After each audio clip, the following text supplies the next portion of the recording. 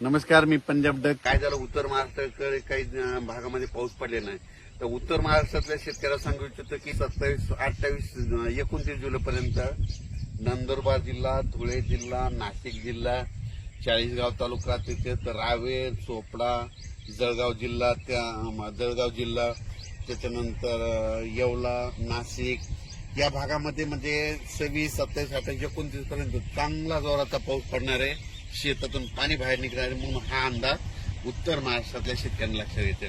त्याच्यानंतर काय झालं की पश्चिम महाराष्ट्रामध्ये सोलापूर जिल्हा, सांगली जिल्हा, अहिल्यानगरचा काही भाग या भागामध्ये पाऊस पडले नाही.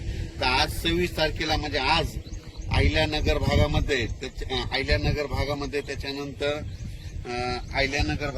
त्याच्यानंतर सोलापूर जिल्ह्यामध्ये करमाळा तिकडल्या भागामध्ये सोलापूर जिल्ह्यात खूप ठिकाणी आज जोराचा पाऊस सुरू होईल. रिमझिम काही ठिकाणी रिमझिम पडेल, कुठून शेताच्या बाहेर पाणी निघा म्हणून पश्चिम महाराष्ट्रातल्या शेतकऱ्यांनी हा अंदाज लक्षात घ्यायचा.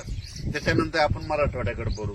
मराठवाड्याकडे सांगायचं झालं तर लातूर जिल्हा, धाराशिव जिल्हा, बीड जिल्हा, परभणी जिल्हा, जालना जिल्हा, संभाजीनगर, नांदेड, हिंगोली या जिल्ह्यामध्ये म्हणजे आज 26, 27, 28 पर्यंत चांगला दुपारनंतर जोरजोरानं पाऊस येईल.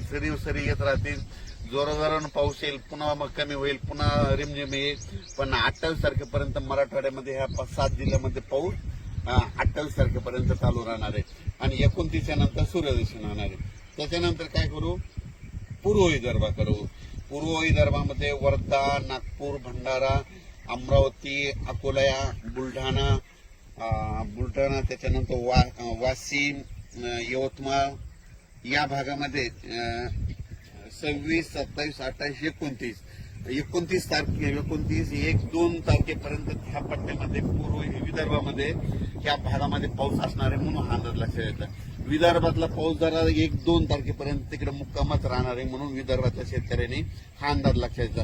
थोडंफार काय होईल 28-29 नंतर ऊन पडन, पण थोडा पाऊस विदर्भात ते चालूच राहणार आहे म्हणून हा अंदाज लक्षात येतो.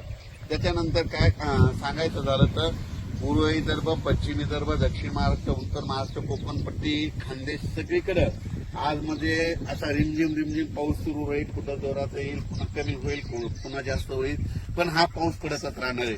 आणि कोकणातला पाऊस मात्र जोरानं पडणार आहे हे म्हणून लक्षात घ्यायचं. अचानक वातावरणात बदल झाला तर लगेच एक मेसेज दिला जाईल.